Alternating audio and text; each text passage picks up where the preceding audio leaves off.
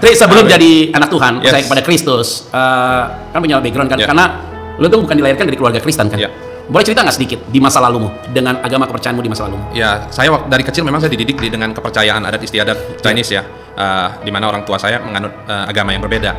Nah, sampai saya besar kurang lebih kuliah, jadinya ini ceritanya panjang nih Pak. Iya, jangan panjang-panjang. Iya, iya. Ini Berapa menit nih Pak?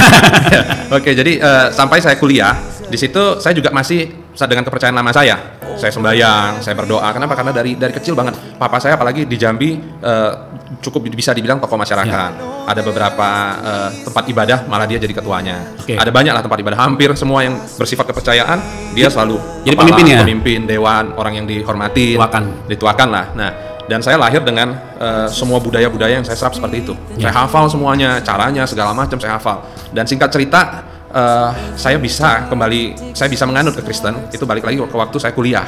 Jadi saya kuliah, saya ketemu sama teman, itu dibilang makanya pergaulan, ketemu sama teman seorang Kristen. Saya kan berbeda dengan dia. Kita ngobrol, selalu setiap kali ketemu kita selalu ngobrol sama dia. Lalu dia selalu bilang, "Bro, lu harus tahu," kata dia. "Yesus itu adalah satu-satunya jalan dan juru selamat." Lalu saya bilang, "Ya gue cuma ngomong sama lu aja. Terserah lu. Lu percaya kagak percaya bukan urusan gua. Urusan lu sekarang dengan Tuhan." "Kok bisa begitu?" "Ya udah bro, gua kagak dosa," kata dia. "Lu yang dosa sekarang." "Kok bisa begitu?" Dia bilang, "Karena kewajiban gua cuma ingetin bahwa Yesus adalah satu-satunya jalan dan juru selamat." Padahal dia tahu lu agamanya beda sama dia. Beda, tahu. Justru dia sengaja Pak. Makanya dia bilang, "Gua cuma ngomong seperti itu urusan lu. Tugas gua selesai nih. Lu bertanggung jawab sekarang, lu dosa." Saya bilang sama dia waktu itu, "Lu gila ini. Agama lu nggak bener bro. Masa lu yang bener gua kagak? Sekarang lu maksa dong." "Gua kagak maksa. Gua cuma ngomong," kata dia. Udah. Dan hampir setiap kali kita bertemu ngobrolnya begitu terus. Begitu udah masuk ke ranah-ranah agama, ngomongnya kembali lagi, "Bro," kata dia, "percaya deh. Yesus itu satu-satunya jalan dan juru selamat." Nah, setiap kali sampai situ kita berantem, berdebat. Gak bisa, lu bilang lu yang paling benar segala macam, itu gak benar. Ya. Di tempat gua gak ada yang seperti itu. Nah, singkat cerita dia ngomong, "Udahlah bro, gua capek ngomong sama lu. Kalau lu ada masalah, lu inget ya, lu ngomong aja di dalam nama Yesus." Oh, dia ngomong kayak gitu? Dia kasih tahu, Dikasih clue tuh? ya, "Pokoknya kalau lu ada masalah, lu ngomong aja dalam nama Yesus." Saya jawabnya, "Serah lu lah bro." Saya pikir dia gila kan, lu otak lu gila, emang lu doang yang paling benar. Ya udah, saya tetap sembahyang, melakukan kepercayaan saya yang lama. Lalu sampai someday ada satu kejadian sebenarnya. Oke. Kejadian itulah yang kembali membuat saya titik balik saya menerima Kristen. Nah, bagaimana tuh menerima Kristus? Nah, Bagaimana? di situ saya pacaran sama istri saya yang Tony ya, dulu masih pacar kan. Lalu kita ngobrol, biasalah, udah pacaran udah ngobrol, masih muda. Tony juga belum Kristen. Belum, orang tuanya lebih-lebih, ateis mungkin. Iya. Dan kita ngobrol, saya ke rumahnya main, waktu itu hari Kamis, sore sekitar jam 4, jam 5 gitu. Saya duduk di teras depan rumahnya, saya ngobrol sama dia. Saya bilang, saya panggil dia Yang kan, lebih mesra kan Pak. Saya bilang, "Yang, lu kalau udah nikah sama gua, lu jangan lagi percaya hal-hal yang nggak benar." "Yang hal nggak benar gimana?" Jadi papa mamanya itu masih percaya setiap Kamis itu bakar menyan, kata dia, buat kakek nenek datuk segala macam lah. Saya bilang, "Ini nggak benar nih." Dia bilang, "Yang benar yang mana?" "Yang benar itu kita beli patung, kita taruh satu, seperti kepercayaan saya. Kita berdoa saja di situ. Itu udah paling benar." Dia bilang, "Nggak bisa. Gua kalau nggak lakukan ini, kepercayaan dia yang sekarang ini, pasti di rumah ini ada yang kesurupan." Kata dia. Saya bilang, "Lu jangan percaya yang begitu. Nggak benar itu." Saya bilang, "Udah deh, ikutin gua." Nah, kurang lebih sekitar jam 5, jam 6 orang tuanya tuh ngomong, "Papa mama pergi dulu ya." Jadi nggak ada orang, jadi dia orang tuanya pergi, tinggal adik-adiknya plus mbak di rumah. Nah, kejadian lah Pak di situ. Pas saya sudah lagi ngomong seperti itu, mendadak dia marah. Dia tunjuk saya. Kerasukan setan dong? Iya, saya nggak tahu kan. Awalnya nggak ngerti kan. Dan pertama kali lihat orang kerasukan setan ya ini. Tapi lu nggak ngerti, karena dia tunjuk. Saya bilang sama dia, "Gua ngomong baik-baik, kenapa lu tunjuk-tunjuk?"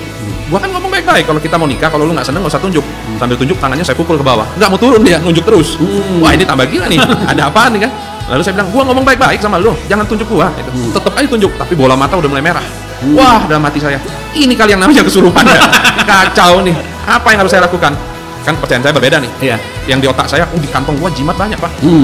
Keluarin semua jimatnya di kantong, dompet saya buka, ada jimat satu saya taruh di sini. Dia tunjuk begini, saya taruh di sini. Ini lu pegang. Dia cuma begini, jimatnya dibuang. Dia tunjuk lagi. Nah lu, nggak ada mempan ya? mempan. Oh, gua keluarin jimat satu lagi, banyak jimat saya. Banyak. Saya keluarin lagi satu, dia pegang lagi begini. Dia lihat doang, dilempar lagi, dia tunjuk lagi. Wah, udah mulai. Ilmu udah mulai habis nih. Iya, udah mulai habis nih. Keinget. Oh iya, saya panggil adiknya. Saya panggil adiknya, "Tolong ambil kalung." Jadi saya tuh punya kalung dari Thailand. "Tolong ambil kalungnya, bawa sini," saya bilang. Saya kasih dengan anggapan gua kasih nih, ini ada dewa nih, dewa saya nih. Lu harusnya takut nih. Saya kasih sama, dia ambil, dibuang lagi, dia tunjuk lagi. Wah, terakhir saya dulu juga ada kepercayaan dewa dari India. dia keluar serbuk, saya ambil serbuknya, saya kasih ke tangannya juga, sama dia dikibas doang, dia tunjuk lagi. Nah, itu berarti dewanya dia lebih kuat, Tri. Iya, makanya saya bingung. Karena setan itu biasanya kalau kita udah ngerti firman ya, setan itu kalau dia bisa dikalahkan sama yang lebih tinggi lagi ilmunya. Nah, terus lanjut. Nah, saya juga bingung, ini apa nih? Semua gua habis nih, Pak. Di A, B, C, D, E selesai. Habis. Saya cuman keinget. Jadi zaman dulu saya punya temen ya, ngomongnya agak ini ya, dia selalu kan masih muda kan, manggilnya nyet-nyet gitu. Ya, nyet. Kata dia, lu ingat ya dalam nama Yesus ya? Saya ingat, si monyet ngomong nih. Gitu. Kalau ada apa-apa gua harus ngomong. Dalam Gua nama nggak Yesus. percaya. Bener nggak ya? Tapi udah kepepet, udah habis semua, Pak.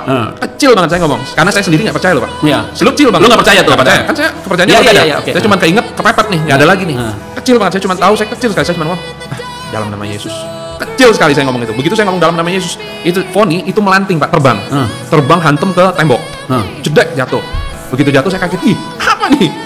Canggih banget yang ini kan? Iya. Wah, padahal lu nggak percaya. Nggak percaya, semua datang tuh, semua datang. Adiknya datang, kok wah ini gawat nih kok, aduh telepon mamanya, telepon papanya, mulai lambaknya. Kepercayaan agama yang satu lagi, pakai apa, di kakinya ditempel, diru apa supaya keluarlah setannya. Begitu saya angkat dia, dulu dia harusnya ringan kan, begitu saya angkat berat sekali, yang angkat dia itu kurang lebih 3 orang.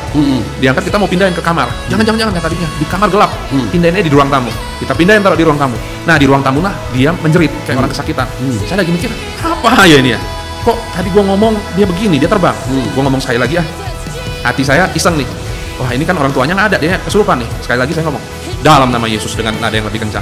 Dia menjerit lagi lebih kencang, Pak, kesakitan kayak gitu. Loh, kok dia lebih kencang Respon lagi? dia, respon. Responnya lebih kencang. Saya nggak mau kalah dong. Sekali lebih kencang lagi. Dalam nama Yesus lebih kencang lagi. Dia lebih kencang lagi jeritnya. Begitu lebih kencang, saya harus lebih kencang lagi. Pemikiran saya, dalam nama Yesus, saya bilang lebih kencang lagi. Tek, dia sadar. Begitu sadar dia bangun. Ada apa kata dia? Nggak sadar dia. Dia nggak sadar. Saya bilang nggak ada apa-apa. Karena saya takut juga nggak ada apa-apa. Lu dulu pernah dengar katanya lu kecil pernah ke sekolah minggu bukan? Iya, dulu dibawa sama tetangganya. Lu ada lagu-lagu sekolah minggu nggak? Ada. Lu putar ya sekarang ya? Oh gitu ya? Karena kan kepercayaan saya buka lagu-lagu itu kan menghalau kan, iblisnya kan. Iya. Lu putar ya? Ya, gue pulang dulu deh. Saya bilang, karena saya takut. Lu putar ya? Gue pulang. Ini sekolah minggu Kristen nih. Sekolah minggu Kristen karena beberapa kali dibawa sama tetangganya. Akhirnya saya pulang deh. Karena saya buru-buru pulang, maminya kan datang semua, saya pulang. Di situ saya mikir, Pak, ini ada apa nih sama gue ya? Kok semua gue yang gue keluarin nggak mempan? Gue telepon si monyet. Si Monkey. Nyet, ini kejadian nih. Ini begini, saya ceritakan.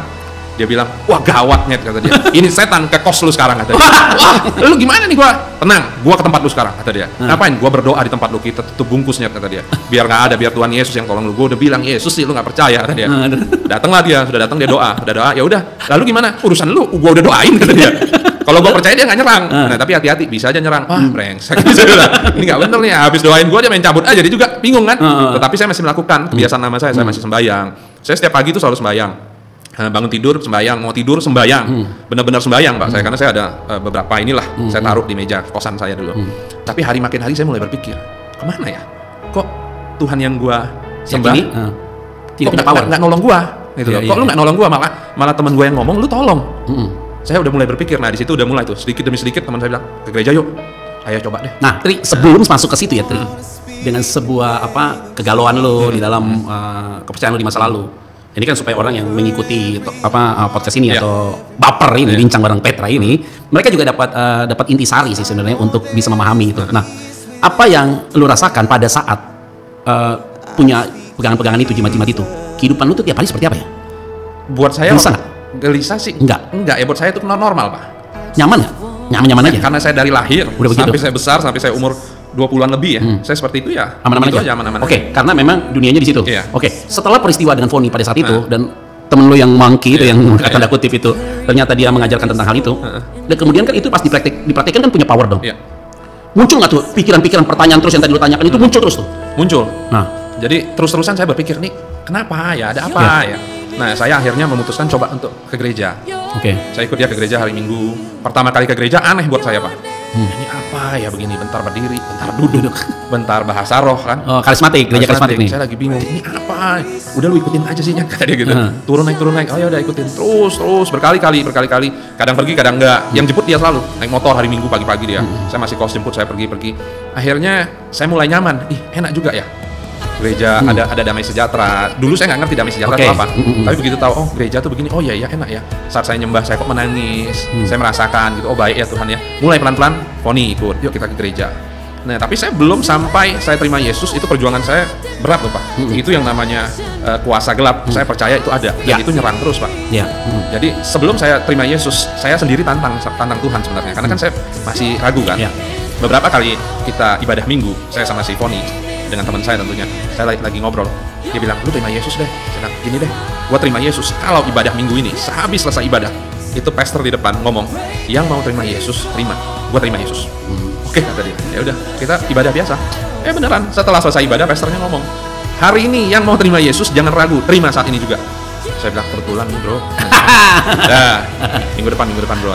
Minggu depan ngomong lagi, yang mau terima Yesus jangan ragu. Kan pastor berbeda-beda pak. Iya, cara bicaranya orangnya beda-beda ya, nah, cara Tuhan ya. 2 kali, kebetulan ini saya bilang, gini deh, minggu depan jangan ngomong terima Yesus. Saya bilang, kalau nggak ngomong, gue terima Yesus. Dan minggu depan ibadah Nggak ngomong. Pulang ibadah pulang. Udah mulai nih, cepetan kata dia, lu udah minta tanda dikasih sama Tuhan, nggak mau. Wah nggak bener nih, bentar KKR deh, gue datang. Karena zaman dulu ada KKR, ya udah datang KKR. Begitu KKR juga sama, yang mau terima Yesus terima sekarang juga. Bro ini KKR, dia bilang kan, KKR mah dia selalu ngomong begitu. Tunggu deh, minggu lagi deh. Nah minggu depannya saya ngomong, kali ini saya benar nih ya. Kalau habis ibadah ini, tema kan dulu nggak pakai tema pak kan, ibadah. Kalau sehabis khotbah tutup dia bilang terima Yesus, saya terima Yesus. Beneran, sehabis ibadah dia bilang yang mau terima Yesus terima, jangan ragu. Saya bilang oke, sekarang saya terima Yesus. Ada formulir baptis segala macam kita lengkapin. Di situ mulai lagi pak perjuangan saya. Saat kita bilang oke kita mau baptis. Jadi kalau mau baptis kan kita sekolah dulu. Ikutin sekolah. Ikutin sekolah pas hari-hari pemuritan dulu. Iya, sampai seminggunya lagi kita mau baptis. Nah, kejadiannya saya kalau pacaran itu selalu harus bawa adik-adiknya dia pergi makan karena orang tuanya ketat sekali. Jadi saya jemput adiknya turun sama dia, kita mau makan nasi uduk pak. Nasi uduk di daerah Grandville lah, ya pinggiran lah zaman kuliah kan pak. Kita pergi makan, jalan naik mobil normal, semua normal baik, ngobrol baik. Begitu turun sampai tempat makan kita pesan langganan yang biasa kita makan. Sewaktu mau makan, si Foni marah, gua nggak suka. Lu nggak suka kenapa? Gua nggak mau makan di sini. Kenapa lu nggak mau makan di sini? Gua nggak suka sama yang masak. Nggak ada urusannya dengan yang masak. Nggak ada urusannya. Wah, dalam hati ini mau ajak ribut nih orang nih. Jangan pacaran kan. Mungkin dia kesel sama gua, mau ajak gua berantem kali ini. Udah, nggak mau peduli. Yuk kita makan. Adik-adiknya sama saya makan. Lahap, habis. Udah habis ya udah nggak apa-apa. Kita pulang. Pulang sampai depan rumahnya. Posisi saya nyetir. Sebelah saya adik cowoknya. Poni ada di belakang saya. Sebelah sini adik perempuannya. Begitu sampai pagar rumahnya, saya ngomong sama adik-adiknya. Koko sama Cici mau ngobrol dulu ya. Saya nggak mau kan ribut di depan mereka. Kalian turun dulu biar Koko sama Cici ngobrol. Oke, adiknya masih kecil. Buka pintu, turun, masuk gerbang. Begitu adiknya masuk gerbang, saya baru mau noleh ke belakang. Mendadak Foni di belakang sini loncat ke belakang sini. Loncat nangis terus. Wah, apalagi? Majuin mobil muter. Saya keluar komplek rumahnya, saya ke arah Fluid. Buka langsung lagu gereja karena saya kan pemahamannya masih belum mengerti pak. Pokoknya dengan lagu gereja, setan takut nih pikiran saya kan. Saya buka langsung. Begitu buka, dia nangis agak reda. Dia pindah ke depan. Nah, begitu pindah ke depan saya nanya, ada apa sih kamu? Nggak tahu. Tadi kok mendadak kesel banget sama tukang masak. Kayaknya ini ada something deh kita nih. Apa karena kita mau baptis ya, saya bilang. Ada yang nggak suka kali kita mau baptis. Jadi dikejar terus. Dia sendiri ngomong, gua nih ngerasa beberapa minggu ini memang kayaknya ada yang ngeliatin, ada yang ini, kayaknya dikejar terus gitu. Lagi ngobrol-ngobrol, oke lah, semoga kita sudah terima Yesus, kita udah nggak ada lagi begini, kita tetap confirm terima Yesus. Oke, ngobrol tuh. Dari Pluit saya ngantar dia pulang, lurus lewat Pejagalan waktu itu, belok ke kanan, saya lagi nyetir, mendadak dia nyender ke bahu. Saya pikir dia udah bener loh, dia nyender miring gini ke bahu saya sebelah sini, saya bawa mobil kan Matic, saya belum, ada apa? Pas saya peluk, dia ngomong sama saya gini, Pak, yang kenapa? Sebelah gua, bukan sebelah, yang kenapa? Saya bilang, ada nenek-nenek sekarang liatin gua. Itu jam 10 malam, bulu kaki sampai rambut berdiri semua pak. Mati lagi, gue bilang ini di mana lagi nih? Saya juga nggak berani lihat kiri, nggak berani lihat kanan, lihat lurus. Saya cuma ngomong dalam nama Yesus, dalam nama Yesus. Semua sisi dalam nama Yesus. Lalu saya ngomong sama dia, lu lihat sekarang masih ada nggak? Gue nggak berani. Lu tetap harus lihat karena gue nggak berani lihat. Akhirnya dia lihat udah nggak ada tadi ya, udah nggak ada. Sampailah ke rumahnya, saya turun. Nah, saya bilang yuk kita pulang. Dia pulang, saya jalan. Situ muncul pertanyaan saya, kenapa ya gue kok diserang terus ya? Sedangkan saya ini lahir dari kecil sampai besar nggak pernah pak yang namanya orang kesurupan lah, orang ini itu nggak ada di mata saya. Pemikiran pun saya tidak ada itu. Jadi saya bingung ini apa ya, kok gue dikejar mulu ya? Capek nih. Nah akhirnya tiba sampai saat saya dibaptis hari Minggu setelah selesai ibadah itu baptis berdiri detik itu juga sampai hari ini nggak ada lagi kejadian. Nah ini dia the best nih. Nah ini kan kayak gini Tri, ini kan sebuah testimoni ya yang orang tahu detail bahwa memang kita tahu begini Tri, nama Yesus pasti berkuasa, itu final, itu final. Nah kan ada yang menarik, ada beberapa angle yang tadi dari panjang lebar cerita ini yang gue lihat adalah begini, lu tuh belum percaya Yesus, tapi dikasih tau sama temen lu ngomong Yesus, begitu berkuasanya Yesus, nama itu berkuasa, sehingga Foni terpelanting. Nah akhirnya jadi gini, tidak ada peristiwa secara kebetulan. Ini harus tahu dulu bahwa tidak ada peristiwa secara kebetulan. Makanya kan peristiwa yang temenmu itu ngomong kalau lu ada apa-apa ini kan pasti Tuhan pakai dia. Nah kalau Tuhan pakai dia, selalu yang gue memahaminya adalah lu tuh orang pilihan Tuhan. Amin, Foni orang pilihan Tuhan. Kalau lu bukan orang pilihan Tuhan, pasti temen lu nggak dipakai oleh Tuhan. Ini pasti nih. Jadi itu ada satu benang merah yang tidak boleh dipisahkan dari cerita-cerita ini, karena temanmu itu ngomong begitu, pasti dia tahu bahwa ini Tuhan yang suruh dia. Tapi di sisi yang lain, lu tuh bagian sebagai orang pilihan Tuhan. Nah, cerita itu kan berkembang, Tri. Akhirnya lu berani ambil keputusan, uji Tuhan. Gue juga begitu, Tri. Dulu gue waktu lagi nakal-nakal, orang tua gue majelis gereja ya udahlah, otomatis gue aman-aman aja. Ternyata enggak, gue bilang kalau Tuhan ada, buktikan. Benar-benar gue paranoid. Gila, mau gila segala macam. Jadi karena ketika kita uji Tuhan, justru di saat itu Tuhan mendemonstrasikan buat kita. Nah, cara Tuhan mendemonstrasikan itu sering sekali membuat kita terkejut. Karena demonstrasinya Tuhan itu unik. Kan uji nih. Sekali, kebetulan, 2 kali, kebetulan, 3 kali, atau berulang-ulang kali. Jadi akhirnya kita simpulkan nih dari kesaksian lu gini. Kalau namanya orang pilihan Tuhan, lu mau uji Tuhan, mau lari kemanapun pasti dicari oleh Tuhan. Amin. Ditangkap, dicari oleh Tuhan. Nah, ini yang menjadi kesaksian juga bagi semua yang mengikuti kita di acara baper ini. Karena jangan sampai kita pesimis. Jadi kalau orang itu di dalam satu keadaan yang benar-benar buruk sekalipun, kalau dia memang terpilih dan dipilih Tuhan, pasti Tuhan tangkap dia dalam bentuk apapun. Nah, Tri, itu kan terjadi sebuah terobosan yang luar biasa dong di antara lu dan Foni kan, dan itu kan masih pacaran kan, Tri? Akhirnya lu kenal Tuhan Yesus nih di masa pacaran itu, dan akhirnya baptis berdua sama Foni, dan akhirnya menikah. Nah, bagaimana respon dari keluarga? Nah, ya puji Tuhan ya Pak. Keluarga saya, kalau di keluarga saya orang tua saya nggak terlalu lebih demokrat, ya silakan, moderat ya, silakan. Itu kalau memang demokrasi partai politik.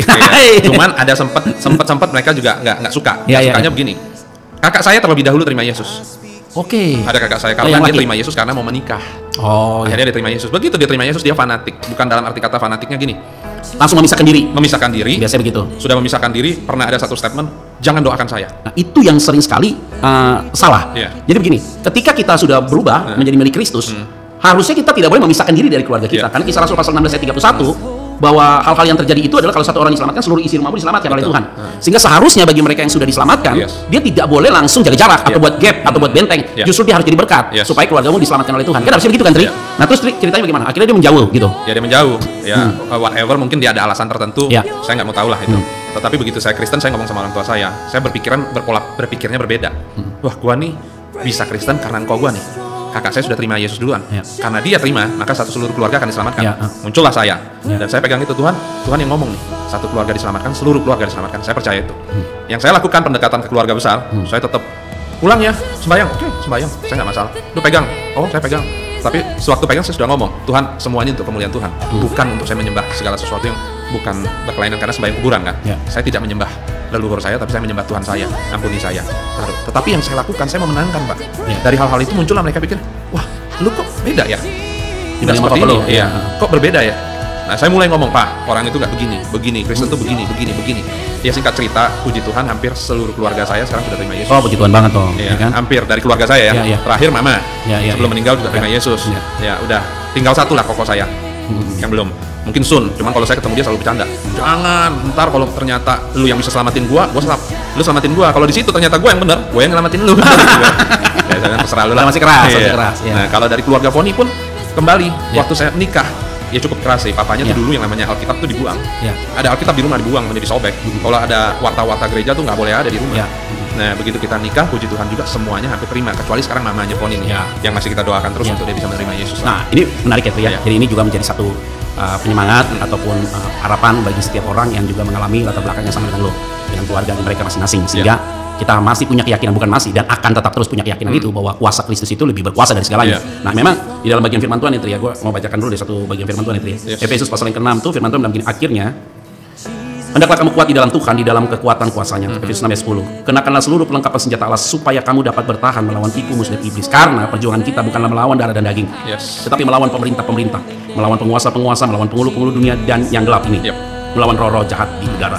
Nah, memang perlengkapan rohani itu kan macam-macam ya. Ada kebenaran firman Tuhan dan segala macam, berbaju jilala keadilan dan segala macam kebenaran. Terus kalau dibaca dengan firman Tuhan yang tadi panjang itu, pasti semua orang sudah tahu perlengkapan rohani itu. Nah, Tri, sekarang kan lu ada dalam satu fase hari ini adalah orang yang sudah diubah oleh Tuhan. Dan kemudian hari ini lu menjadi anak Tuhan, dan kemudian lu berkomitmen untuk sungguh-sungguh setia sama dia. Ada nggak di dalam pikiran lu terbesit menyesal untuk percaya Yesus? Nggak ada. Tidak ada. Nggak ada banget. Foni? Nggak ada juga. Apa merasa bersyukur banget? Bersyukur banget kita. Kalau nggak jadi begini lo hari ini. Nggak jadi begini. Tapi bukan berarti di dalam Kristus tidak ada masalah. Nah, itu yang baru saya mau ngomong. Bukan berarti saya tidak menyesal, nggak menyesal. Karena begitu saya mendalaminya lagi, saya baru tahu, oh, ternyata benar keselamatan itu hanya melalui Yesus. Ya kan, nggak ada yang melalui lain, berarti saya selamat nih. Seenggaknya hidup saya nih pasti akan selamat. Sudah diubah oleh Tuhan. Nah, itu udah anugerah banget buat saya, bersyukur lah. Dulu saya nggak mengerti, oh agama sama aja lah. Tapi sekarang saya udah, oh rasanya beda. Rasanya beda. Sama waktu saya injilin mama, saya cuma ngomongin, Mah, apapun agama lu, saya nggak masalah, Mah. Tapi ingat, Yesus. begitu mama percaya, saya cuma minta mama percaya Yesus sebagai satu-satunya jalan juru selamat. Itu aja dulu mah. Ya mama percaya, kata dia. Oh ya puji Tuhan, udah pokoknya mama percaya udah. Tapi ya puji Tuhan, ternyata dia terima Yesus, beneran dia menerima Ya. Yesus.